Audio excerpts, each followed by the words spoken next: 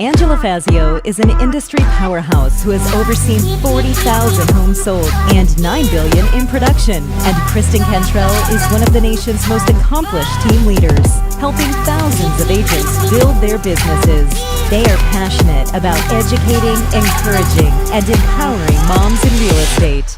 Our next episode starts now. Hey guys, welcome to Moms in Real Estate. It's Kristen Cantrell, and today I'm so excited. I get to talk to Karen McMeen out of Arizona, which you guys know I love having somebody in studio. It's so much more fun. And she is a top producing real estate agent here. She is a mom to 3 boys. And you guys, she has 4 dogs. So I can't wait to dive into all the things today. Welcome. Thanks, Kristen. I'm excited to be here with you. Good. Okay, why don't you get us started and tell the audience just a little bit about yourself? Awesome. So I'm Karen. Like you said, I have 3 boys. It's part of my persona and who I am. Boy mom, full throttle. They're super close in age. They're almost 13, almost 12, and then one just turned 10. We have a crazy house. We have 4 dogs, and my youngest son found a sulcata tortoise during the pandemic. So now we have this dinosaur tortoise that lives outside at our house. You guys, I told her this morning, I said, I don't even think you understand how alike we are. And the fact that you just told me you have a tortoise on top of everything, I have a tortoise. Oh my gosh, no you don't. Yeah, I'm not kidding. So I'm like, we have so much in common. Is yours a sulcata as well? It's a red-footed tortoise. Okay. Yeah. Nice. And it's my son talked us into it. I was like, okay, fine. Yeah, I don't think we would have ever chose to own a tortoise, yet here we are. And well, and I think that, you know, what you just said is like you live in a chaotic house. And I think that I can totally relate to that. And I think so much of our audience can, because when you own a business and then you throw 3 boys, a husband, 4 dogs, and a tortoise into it, it's like you literally are just running around like a crazy person with your, like a chicken with your head cut off. And so you have to put strong things into place to make sure that all of that runs at least like pretty well, right? Like 100%. It's never going to be perfect. So we're going to have to talk all about that. So tell us, before we go dive into that, I want to hear like your real estate journey. So tell me, what'd you do before real estate? How did you decide to get into it? And what's it kind of look like for you? Okay. Yeah. So I've been in real estate for about 5 years. Prior to that, I actually worked in the corporate world. So various roles within supply chain, financial management. My last role before I transitioned out of the corporate world was actually a finance and risk analyst for PetSmart Corporate. I worked for that company for 5+ years. Loved my time there. Actually made some great connections, and that's what got me into the real estate world. That sounds like such a hard job to me. Yeah. I think anytime you put finance in anything, it's like, oh my gosh. The one thing I love about, you know, numbers and finance though, is you can tell any story you want to, and it's the same thing with real estate, right? So I think it's super helpful to have that financial backing. Oh, for sure. To have those conversations that aren't always super fun with sellers in today's market. Oh yeah, absolutely. And you have a communications degree. Yes. Yes. So went to ASU for that. It's funny because when I started, I was actually going to school for pre-law. Okay. Was super passionate about it. My husband jokingly calls me Elle Woods. My license plate says love that. I love pink. I wanted so desperately to be an attorney. And I did a internship at a corporate law firm, and I hated it. Oh my gosh. So I'm so glad that I had the opportunity to do that, because my life could have looked so different right now had I not had the passion for the job that I thought I would. Okay. On top of all the other things, I literally almost went to college to be a lawyer. Oh my gosh, really? I'm not kidding. I feel like, and I went through this, was probably like a 6-month period where I was debating, like, should I go do this? And I actually asked my cousin who's a lawyer. Did not do it. But just one more thing that we're going to add to our alike box. I love it. What kind of attorney did you want to be? I don't know. I just wanted to be an attorney. I feel like it sounded fun to like fight for people. And that was kind of, I just started Same thing, being a realtor, right? I know. Yes. I mean, honestly, like owning your own business, you're constantly just like fighting for the next deal and all that. So yeah. Okay. So tell me, okay. So you got out of that, and then what happened after that? So my oldest son actually was born premature, and he has a form of cerebral palsy. Okay. So it was starting to get really challenging in the corporate world to get him to the therapies that he needed to be at, and really have the resources and time to dedicate toward that. That was at the forefront of our priorities. So we made some changes in our life financially to put us in a place where I could step away from my corporate role and really focus on getting Jax the therapies and services that he needed. So I actually left that role and was fortunate enough to stay home with my boys for a couple of years before transitioning into real estate. That's great. Yeah. So he's made tremendous progress. I'm so grateful for that time and the opportunity that, we were able to provide for him. Yes. And many people today wouldn't even know the obstacles that he's faced. I love that. Yeah. So even like having a kid with special needs has probably taught you so much. Absolutely. What would you say like some of your like biggest lessons would have been, or what is probably still going through, right? His resilience is just amazing. I mean, you look at him and he just overcomes everything with just stride, and we have so much gratitude for things that we take for granted. Our oldest two boys are about a year apart in age, which was really challenging when they were little. Yeah. And I think a lot of his obstacles that he faced were in those younger years, where he was oftentimes hitting milestones later than his younger brother. So, we were first-time parents. You don't know what's normal versus what's not normal. Obviously, we had a great team of people around us, kind of coaching us based on the fact that he was premature, but we've watched him work so hard to get through like physical things, like learning how to walk. He had to wear, braces on his legs when he was younger, and he is just always so positive and so happy. And that would be so awesome to watch. Yes. And he's taught his brothers, I think, so much with regard to, acceptance and inclusion, because they've been a part of his therapies, and we've sat in waiting rooms with, kiddos that have faced all sorts of challenges. They've been exposed to things that I think they otherwise wouldn't have. And it's just so great to see them be so inclusive and so understanding of differences in other little kids. And they're all such compassionate little guys, and they've learned so much through what Jax has faced. Yeah. And it's just such a great lesson as an adult. We take so many things for granted. And, probably what I saw in my head, like him going through the struggle with joy, like you have to find joy in the struggles. Absolutely. And watching a little kid do that, like what a lesson. Yeah. Love that. Yeah. Even today, I mean, he's, mostly on par with regard to his peers, which we're super grateful for, but he does still have some physical difficulties that, other kids his age don't. And we're reminded of that, where my husband and I sometimes, we even find ourselves having to kind of check our mindset, where our other two boys can do certain things with physical ease that Jax just can't. Yeah. So being able to, take a step back and give him that grace and remind us and him that it's okay, if his ability is a little bit different. Totally. Yeah. Okay. So take us into your 2 years off. You get to spend time with your kids, and then what? I had a good friend who I worked in the corporate world with that transitioned out of that and was doing real estate part-time for years prior to that. We had been friends for, oh my goodness, probably about 6 years at that point. And she was building a team in real estate, and she said, I really want you to come do this with me. I went to this leadership convention, and I'm going to build a team. It's not just going to be me. I'm going to do this full time. She left her corporate role and started a team. And I told her, I said, I promise you, when Orion, which is my youngest, starts kindergarten, I will go to school and I will come work with you. And she's like, you just have to try it. Like she really pushed me and believed in me and wanted me to do it. It was hard because the plan was always for me to go back to the corporate structure, right? I mean, that's what you go to school for. That's what you work toward. You have that stability and that security. But she held me accountable. And the summer going into Orion starting kindergarten, I went to real estate school.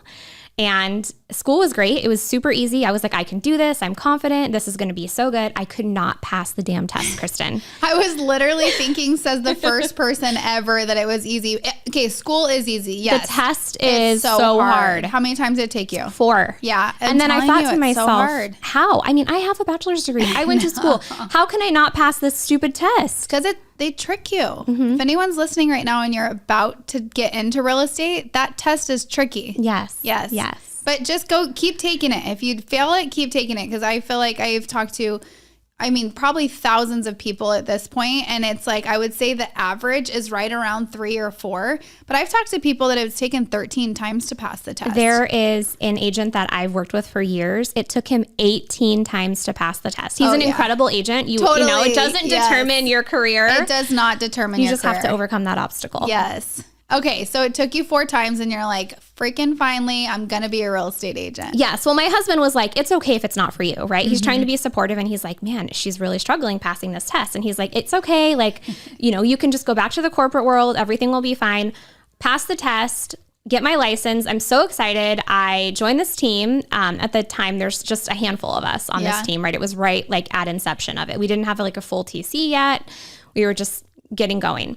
So I think I'm going to become an agent and all my friends and family are going to use me and it's going to be so easy and I get to show houses and it's going to be like HGTV. Yep. Not the case. Yes.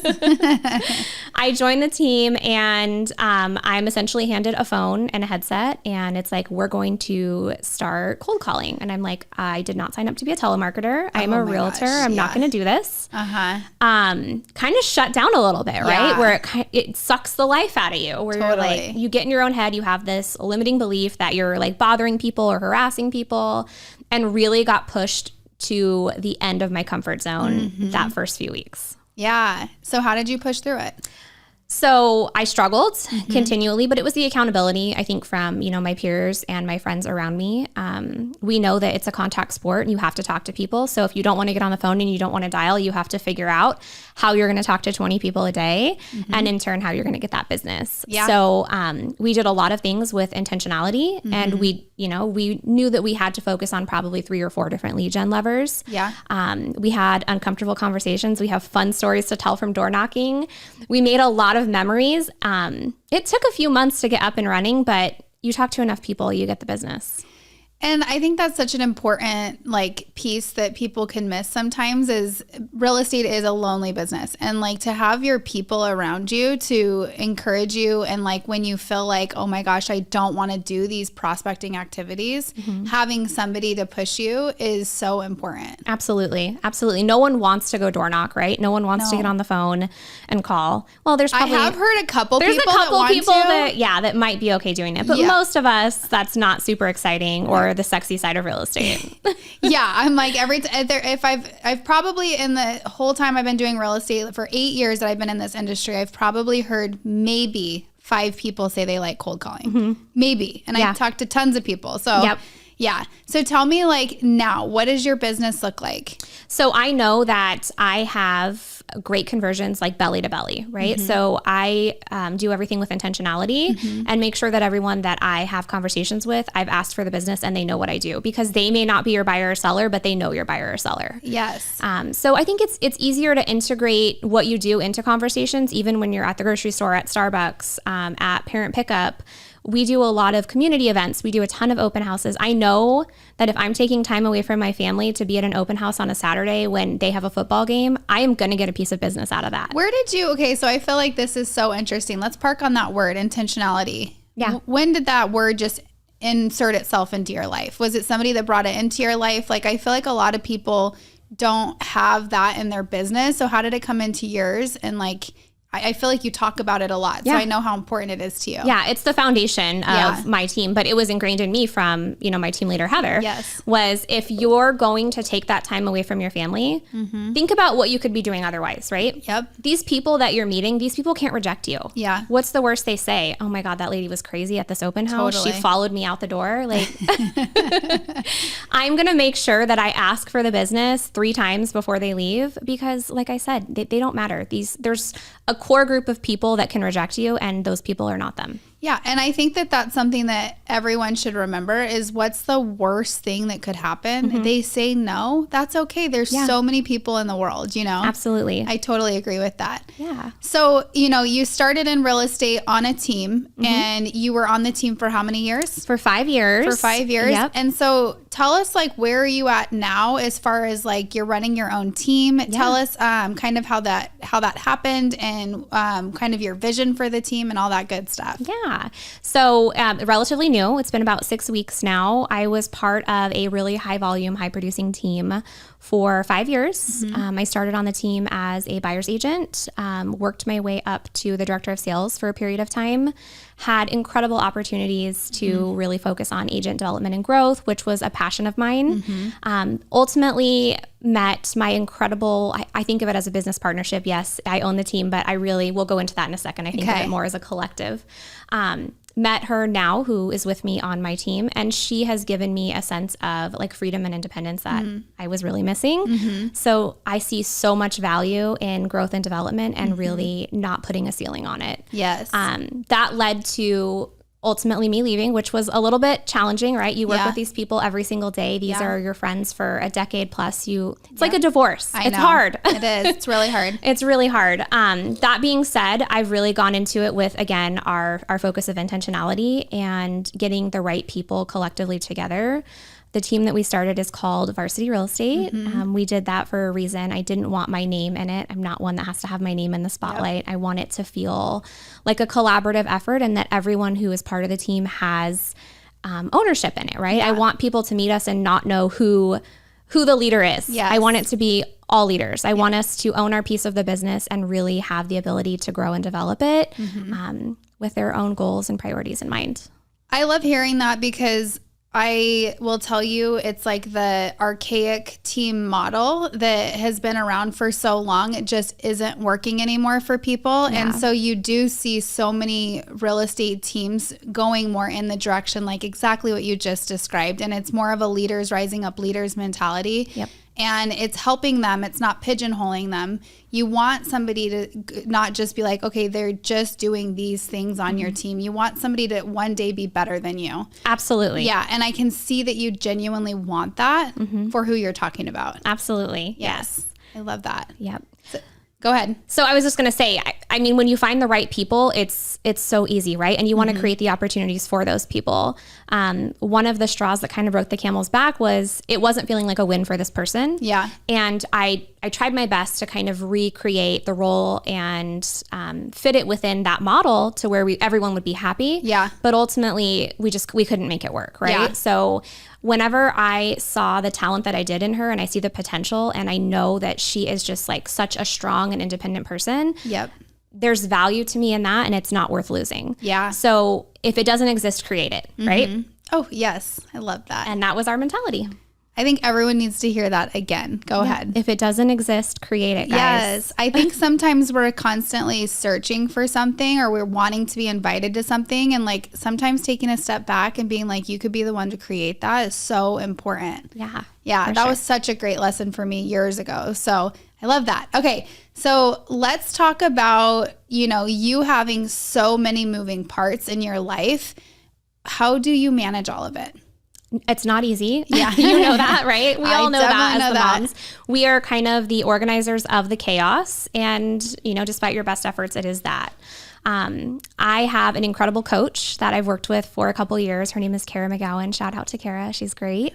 And she has really helped me establish boundaries. Yeah. I have been a yes person for so long that it has bled into my personal life and bled into my marriage, my ability to be the mom that I want to be the leader that I want to be. And 2021 was a really integral part of my business that really skyrocketed. But then that kind of led into 2022, which bled into my personal and family life. Yep.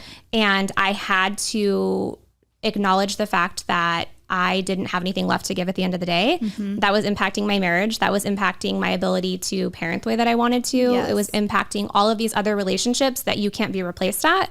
And I think that was kind of at the forefront of what led into me leaving and making my own team this year. Well, and yes, being a people pleaser. And I think that one thing that, I've thought about this a lot recently because exactly the same thing with me, right? Yeah. So it's when we're running these businesses and especially at the high level that we are, where we're talking to so many people and we're so many things to so many different people that we get home and we're like, the last thing I want to do is parent and be a wife. Honestly, I just want to chill and pour a glass of wine and not think, and I'm and I got to a point where, like you said, it just leaks into your family life. And I feel as this has happened for me, I'm how is this not a topic that we talk about more on Moms in Real Estate? So I'm so glad that you were vulnerable enough to say that on here. Yeah. Because I do think that we have to be, that word intentional, right? So you're intentional. It's the foundation of your business, but then we're not intentional at home. We're not intentional with our kids, with our husbands, and they get the worst side of us. And Absolutely. It's so sad. So even one thing that I've been really trying to do is having the right accountability partners to make sure that my marriage is on track, or that like I'm not like, not paying attention to my kids or not being present with them because there's all these other things going on. It's so unfair. Yep. For sure. No, I'm so glad you brought that up. So, and one thing I've come to kind of resonate with that my coach taught me is it's not about balance, it's about boundaries, right? Yeah. So having, clear boundaries on your personal life and your business, thinking of yourself as a business and not as someone who is just available 24/7 has really helped. There's no true emergency in real estate. No one dies in real estate, right? So I don't need to take that call at 7:30 at night because someone wants to run a different payment scenario. They're thinking about changing lenders, or this other house just popped up and we're 10 days from closing on their current house. All of that can wait. And usually, time fixes it before you even talk to them in the morning. Yeah, absolutely. Gosh, what a great point. Nobody dies in real estate. Yeah. I know. We make everything so dramatic. Yes. Okay. So if you were to say like, some struggles that you've had in the past, that you've overcome owning a business, and let's talk about one separate from what we just talked about, but when it comes specific to maybe like your mindset within your business, like what do you do to overcome anything that you've struggled with like that? So I had a point in time where I thought if I didn't do it, the level of service wouldn't be the same, right? Oh, yeah. So I've heard that a lot. Yes. So we tend to probably overcommit and do more than we need to. I found that, getting the right people in place should be an extension of yourself, right? If you can guarantee the same client experience and you think of your business partners as like an additional arm of you, it really helps. So just the mindset of letting go and trusting the people that you've partnered with in business is just tremendous and super helpful. From a mindset perspective, sometimes, you get in your own head and you think that you're not what everyone else perceives you as, right? You almost feel like an imposter. Yep. And when you take a step back, you have to really give yourself permission, like to celebrate your accomplishments and what you've done and what you've overcome, because it's hard, right? Yeah. Real estate is hard. And I think sometimes we need to acknowledge that. People from the outside looking in think it's like this part-time job and you have all this flexibility and it's great. But I think just giving yourself permission to celebrate what you've done has been helpful, and not focusing on the bad, focus on the good. Yes, definitely. Talking about the wins. Yeah, for sure. I love that. Well, you've been so great to have on. Thank you. Okay, we do this game at the end of each episode. Okay. So you literally just have to say the first thing that comes to mind when I say a word, okay? Okay. All right. So let me think of a good word. How about success is? Ooh. Successes are winning in places that you can't be replaced. I love that. Okay, one more. Okay. Motherhood is crazy. That's the perfect And so word. fun. Yes, so fun, but crazy. I mean, oh my gosh, no one can prepare you for it until you're in it. You just don't even know. I had a girl one time, I'll never forget this, before I had kids. She said, it is the best, worst thing that's ever happened to me. And I thought that was the weirdest thing that she said that. And when I became a parent, I literally remember thinking of her and being like, that was the most accurate thing she could have ever said to me. Yep. I saw a meme one time that said like, I love being away from my kids just as much as I love spending time with them. And I'm like, yeah. Yeah, I know, right? You need that break. You do need that break. And that mom guilt, it creeps in, girls, but it is good for them and it's good for you. For sure. Awesome. Thank you so much. And if you guys are listening and you want to come to our next Flourish event, we will be doing it in November, and you can get the information at www.theflourishevent.com. We will see you all later.